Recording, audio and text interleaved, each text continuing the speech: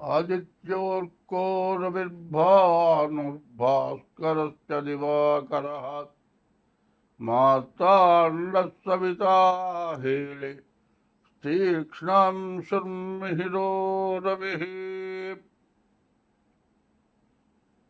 गुरुर्ब्रह्मा गुरुर्विष्णुः गुरुदेवो महेश्वरः गुरु साक्षात् परब्रह्म तस्मै श्रीगुरवे नमः।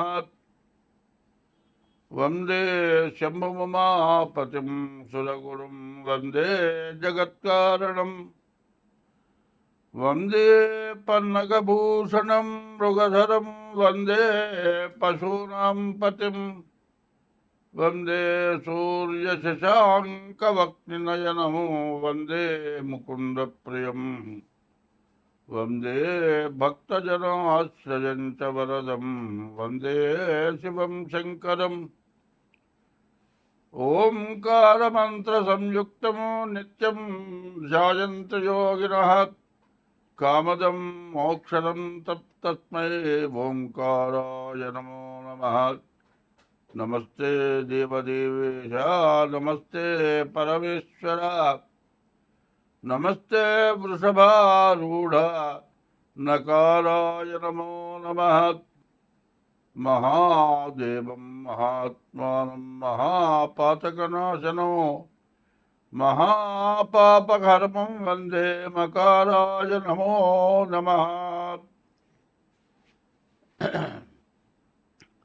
2025 సంవత్సరం మే నెల. ఈ నెల మేషరాశి ఫలితాలు చెప్పుకుందాం. ఈ మేషరాశిలో ఈ నెలలో గ్రహాల మార్పులు చాలా వచ్చినాయి. ఏమిటంటే గురువు 14వ తారీఖు రాత్రి 10:36 వృషభ రాశి దగ్గర నుంచి మిథున రాశికి వస్తున్నాడు. చూడండి, ఈ నెల ఈ మేషరాశికి ఫలితాలు చెప్పుకుందాం. ముందు గురువు ఇప్పటిదాకా వృషభ రాశిలో ఉన్నాడు. ఆ వృషభ రాశిలో ఉన్నటువంటి గురువు మే నెల 14వ తారీఖుకి మిథున రాశికి వస్తున్నాడు. ఈ మేషరాశికి చాలా మంచి ఫలితాలను ఇస్తాడు. అట్లాగే ఇదే మే నెలలో ఈ గురువు ఎప్పుడు కూడా ఒక సంవత్సరం పాటు ఒక రాశిలో ఉంటాడు. ఆయన అతిచార మీద మిథున రాశికి రావటం చాలా విశేషం. ఉచ్చకిపోతున్నాడు, చాలా మంచి చేసేవాడు. తర్వాత ఇంకోటి ఏమిటంటే రాహుకేతువులు మే నెల 18వ తారీఖు మారుతున్నాయి. ఈ మే నెల 18వ తారీఖు రోజున ఈ రాహుకేతువులకు ఎక్కడుస్తున్నారు. ఈ 18వ తారీఖు మీన రాశిలో ఉన్నటువంటి రాహువు వెనక్కి కుంభరాశికి వస్తున్నాడు. అట్లాగే కేతువు కూడా కన్యా రాశిలో ఇంతవరకు సంచరిస్తున్న కేతువు మళ్ళీ సింహరాశికి వస్తున్నాడు. ఈ గురువు కానీ రాహువు కానీ శని కానీ ఈ గ్రహాలు ఎక్కువ కాలం ఒక్క రాశిలో ఉంటాయి. అటువంటి గ్రహాలు ఏమైనా సంవత్సరం పాటు ఉండే గురువు వృషభ రాశి నుంచి మిథున రాశికి వస్తున్నాడు. అట్లాగే సంవత్సరం 6 మాసాలు ఉండేటువంటి రాహువు మే నెల 18వ తారీఖు రోజున మీనం నుంచి కుంభానికి వస్తున్నాడు రాహువు, కన్య నుంచి సింహానికి వస్తున్నాడు కేతువు. కేతువు సంవత్సరం 6 మాసాలు ఉంటాడు. ఇట్లా రాహువు కూడా ఉచ్చరాశిలో ఉన్నాడు. దీనివల్ల ఏమిటి ప్రయోజనం అని ఆలోచిస్తే కొన్ని రాసులకి చాలా ఇబ్బందికరంగా ఉంటాయి, కొన్ని రాసులకి చాలా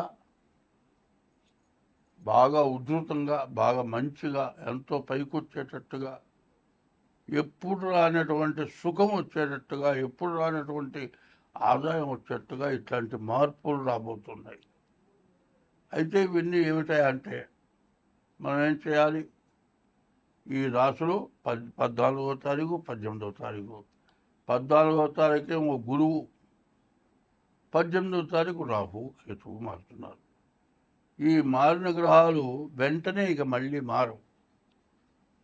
గురువు 6 నెలల పాటు అట్లాగే ఉంటాడు. అట్లాగే రాహు, కేతువు కూడా సంవత్సరం 6 మాసాలు ఉంటాడు. ఎప్పుడు కూడా ఈ గ్రహాల వల్ల గోచారం బాగా ఇబ్బందికరంగా ఉంటుంది. గోచారమే కాదు, గ్రహచారం కూడా కొన్ని రకాలుగా ఇబ్బంది ఉంటుంది. కాబట్టి ఈ చెప్పింది ఇప్పుడు మేషరాశి సంగతి చెప్పాను. ఈ మేషరాశిలో గురువు, రాహువు మారే విషయం చెప్పాను. దీన్ని మేషరాశి వరకు నుండి మీనరాశి వరకు మొట్టమొదటి ఇప్పుడు చెబుతున్నది వేసుకోవాలి. ఏమిటి? గురువేమో వృషభ రాశి నుంచి మిథున రాశి 14వ తారీఖు మారుతున్నాడు.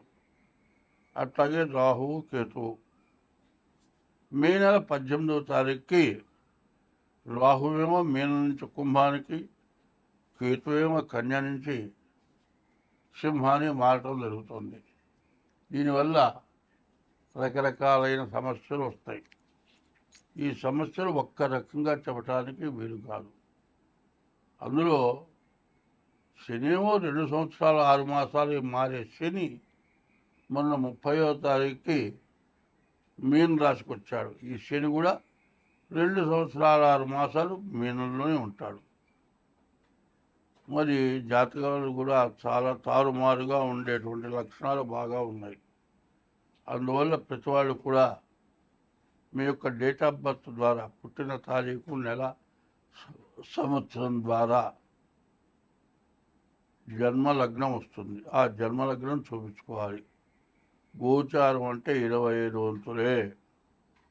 జన్మలగ్నం బట్టి వచ్చేది 75 వంతులు. ఈ రెండు కలిసి జాతకం జరుగుతుంది. ప్రధానమైన గ్రహాలు 3 కూడా మారటం చేత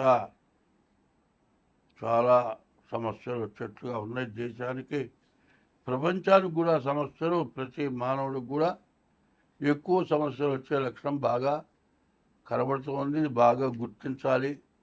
ఇది గుర్తించి ప్రతివాడు కూడా మీ జాతకం చూపించుకోవాలి. ఎందుకంటే తారుమారైన తర్వాత ఆలోచన కాదు, ముందుగా ఆలోచించుకొని నేను చెప్పింది ప్రతి మేషరాశి దగ్గర నుంచి మీన రాశి వరకు కూడా ముందుగా ఇది కలపండి. ఈ యూట్యూబ్ వారికి ప్రత్యేకించి చెబుతున్నా. ఏ రాశికి ఆ రాశికి గురువుని గురించి కానీ, రాహుని గురించి కానీ, కేతువుని గురించి కానీ చెప్పటం ఇదే చెప్పాలి, వేరే చెప్పేది ఏమీ లేదు. కాబట్టి మరి ఈ తీసే యూట్యూబ్ వారు గురువు, శని, రాహువు, కేతువు ఈ 4 గ్రహాల వల్ల రకరకాలైన సమస్యలు, రకరకాలైన బాధలు, కుటుంబ యుద్ధాలు, కుటుంబంలో సమస్యలు, భార్యాభర్తలకి, తండ్రి కొడుకులకి, తల్లి కొడుకు కూతుళ్ళకి, అత్త మామలకి, అత్త కోడళ్ళకి, దేశంలో రాజకీయ నాయకులకి, మరి అధికార పార్టీలో కూడా ఉన్నటువంటి వాళ్ళల్లో వాళ్ళకి తేడాలు, ప్రతిపక్షం వాళ్ళు మరి అధికార పార్టీతో పేచీలు కాదండి. మన ఇండియాలోనే కేంద్రంలో, రాష్ట్రంలో గొడవలే కాకుండా ఇతర దేశాల నుంచి కూడా సమస్యలు వస్తాయి. వీటన్నిటిని కూడా జాగ్రత్తగా ఆలోచించి సర్దుకోవాలి. ఎందుకంటే గ్రహస్థితి ఎట్లా ఉంది, ఎట్లా చేస్తే మనం బాగుంటాం అనేదాన్ని బాగా ఆలోచించుకొని దీన్ని జాగ్రత్త చేసుకుంటే అందరం 2025వ సంవత్సరం మే నెల మకర రాశి ఫలితాలు. ఈ మకర రాశికి ఏలినాటి శని చివరి భాగానికి వచ్చేసింది. ఏలినాడు శని అయిపోయింది ఈ మకర రాశి వాళ్ళకి. కానీ రాహు మాత్రం మే నెల 18వ తారీఖు మళ్ళీ కుంభరాశికి వస్తున్నాడు. తర్వాత కేతువు అష్టమానికి వస్తున్నాడు. రాహుకేతువుల వల్ల మీకు బాగా ఇబ్బందులు కలుగుతాయి. శని బాగున్నాడు, శుక్రుడు బాగున్నాడు, కానీ మిగతా గ్రహాలు ఏవి కూడా బాగాలేవు. అయినా ఎప్పుడు కూడా రాత్రి తర్వాత పగలు వస్తుంది, పగల తర్వాత రాత్రి వస్తుంది. పగలు తిరిగినట్టుగా రాత్రి తిరగలేము. రాత్రి తిరగాలంటే లైట్ వెళ్తూ ఇంటి వరకు కాదు, బయట కూడా వెళ్తుంటేనే తిరగలుగుతాం. అట్లాగే నిన్నటిదాకా రాత్రి టైము చాలా కష్టాన్ని చూశారు. ఇప్పుడు రాబోతున్న మంచి రోజులు, ఈ మంచిని అనుభవించాలి అంటే ఈ నెలకి ఈ రాశి బాగాలేదు. కాబట్టి మీ డేట్ ఆఫ్ బర్త్ ద్వారా మీ జాతకం చూపించుకోండి. ఎందుకంటే గ్రహాలు మారిపోతున్నాయి. 6ంటికి గురువు వస్తున్నాడు, 2ంటికి రాహు వస్తున్నాడు, 8ంటికి కేతు వస్తున్నాడు. మే నెల 14వ తారీఖు గురువు మారుతాడు. మరి మే నెల 18వ తారీఖు రాహువు కేతువు మారుతారు. ఇట్లాంటి టైంలో ఎంత జాగ్రత్త పడితే అంత మంచిది. అన్నంతా కూడా ఉడికిందండి, ఆ ఉడకంగానే జాగ్రత్తగా అన్నం దింపుకుంటే పనికొస్తుంది. అర్ధగంట సేపు అన్నం ఉడికిన తర్వాత దింపాల్సిన టైం వచ్చిన తర్వాత 5 నిమిషాలు ఆపితే అన్నం మాడిపోయి కాటు కంపు వచ్చి తినటానికి వెళ్ళకుండా పోతుంది. ఇప్పుడు మీకున్న పరిస్థితి అది. ఈ గ్రహాల మారకం చాలా ఇబ్బందులు పెడతాయి. కాబట్టి మీ జన్మలగ్న రీత్యా మీ జాతకం చూపించుకోండి. ఈ రాశి వాళ్ళు ప్రతిరోజు కూడా శివాలయానికి వెళ్ళి శివుడికి 11 ప్రదక్షిణాలు చేయండి. ప్రతి సోమవారం కూడా ఈశ్వరుడికి అభిషేకం చేయించుకోండి. మరి శనివారం కూడా శనికి అభిషేకం చేయించుకోండి. మీకు జాతకం చూపించుకోండి. జాతక రీత్యా ఎట్లా ఉందో వివరంగా తెలుసుకొని ప్రవర్తించండి. ఎందుకంటే 25 నుంచి 27వ సంవత్సరం వరకు కూడా గ్రహాలు పూర్తిగా బాగాలేవు. ఇంట్లో ఉన్న వాళ్ళని బయటకు ఈడుస్తారు, ఏమీ చేయని వాళ్ళు ఇబ్బంది పడతారు. అందువల్ల ఎటువంటి సమస్యలు రాకుండా ఉండాలంటే మీ జాతకం చూపించుకోవటం చాలా అవసరం.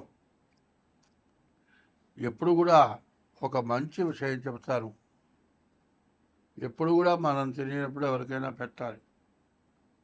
అది పెట్టడం అంటే చాలామంది ఏం చేస్తున్నారు, వృద్ధాశ్రమాలుగా పెడతామంటారు, అనాథ శరణాలయాలు పెడతామంటారు.